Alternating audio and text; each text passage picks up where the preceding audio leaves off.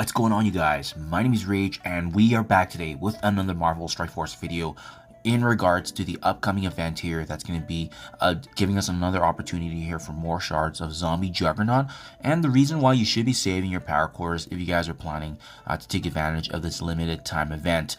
So I alluded to this to my video yesterday, guys, is that we should not be using power cores or anything like that for this Age of X event. Although there is some gold materials and trading mats, it's no different from us farming the normal campaigns that we do typically day to day, right?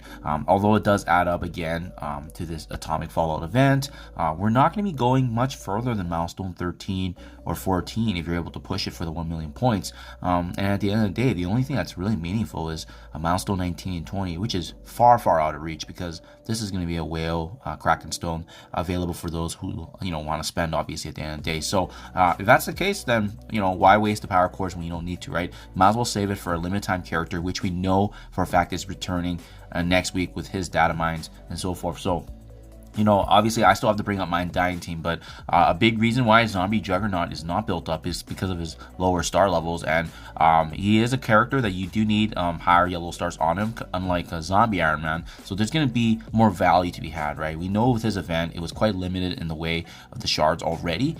We got to still build up the red stars through the dark promotion credits, but having said that, this is absolutely a meta-changing tune when combined with the other two members, and we know that typically they try to add a new Undying character every year, so it's going to be very interesting to see what they're going to be doing this October. But as well, this is a team that probably is not going to be quote unquote dying anytime soon, just because it seems like they're refining them each year, and as well adding that new additional character until they're going to be a full team. It's going to be very scary to see what they look like in the coming year or years. Having said that, guys, this is the data mine I was referring to, which is going to be returning, right? It's a Slick Outbreak event in addition to the Rise of the Bees web milestone. So you can see here, let's go through it together. The Slick Outbreak gain progress in this 8-day event by earning Crimson Tombstones from the first time rewards of the heroic difficulty of Unstoppable Undead. Unstoppable Undead is the event specifically tied back to Zombie JUGGZ, and as well there's going to be daily free claims and viral orbs found in the hard difficulty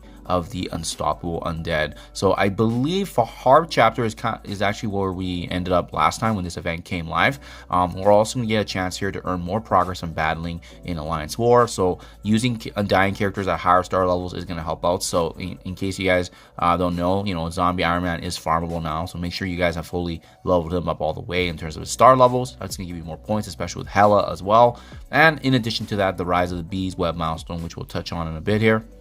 But yeah, it's going to give us an opportunity, guys, for additional TO catalysts, more trading materials, mutant gear, and it looks like there is going to be a diamond Zombie Juggernaut available. So I'm not sure how feasible this is going to be for the majority of the community, but great for those whales and spenders, because this is a nice incentive for them. There's tier 19 mini uniques, which I don't think is going to be too achievable for us, but we'll see how it comes out when the milestone gets released. And as well, it also does give us an opportunity here for the month-long Nature versus Nurture milestone.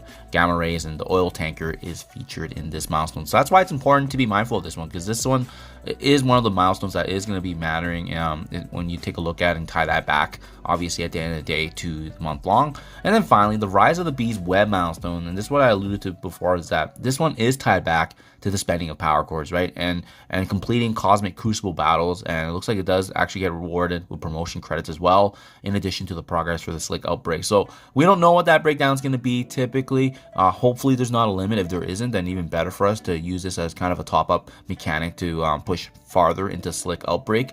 But yeah, that's the reason, guys. That's why we should be saving our resources and materials, because we know for a fact that this is going to matter.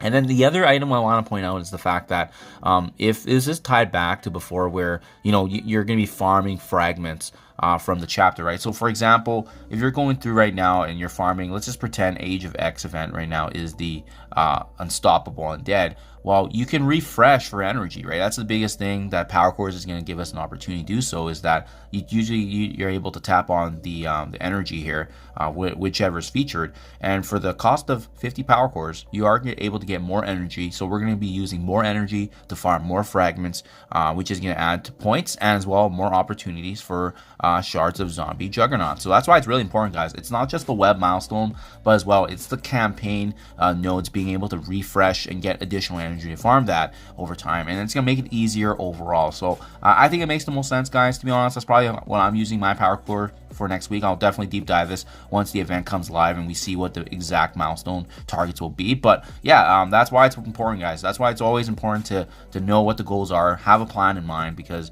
at the end of the day, this is meant to be a distraction, a trap event here with the atomic fallout, to waste our resources when we know there's a bigger and better event coming next week. So hope this helps you guys to prepare. I'll keep you guys up to date if I hear anything else. Thank you for your time as always, and I'll catch you guys in the next one.